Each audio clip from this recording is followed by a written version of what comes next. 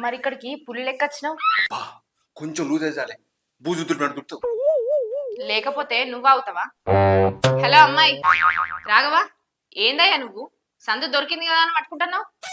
ఏ అమ్మాయి, నీకు కొత్త పాత లేదా? మా మరిదిని పట్టుకుంటున్నావు వచ్చి? అక్క, నేను రాఘవ ప్రేమించుకుంటున్నా. ఇవాళ నాకు మా నాన్న వేరే సంబంధం మాట్లాడుతున్నాను. అందుకే ఎక్కడికన్నా వెళ్ళి పెళ్లి చేసుకుందాం అనుకున్నాం. అందుకే వచ్చిన.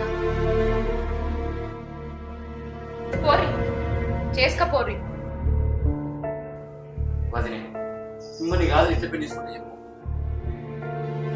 వాళ్ళ కన్నులని కాదని తను చేసుకుంటా అంటుంది కదా.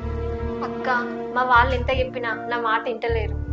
ఎంత చెప్పినా ఇంటలేరని వాళ్ళని కాదని పెళ్లి చేసుకుంటే ఈ ప్రేమ ఎప్పటికీ ఇట్లనే ఉంటుందని గ్యారంటీ ఏంటి?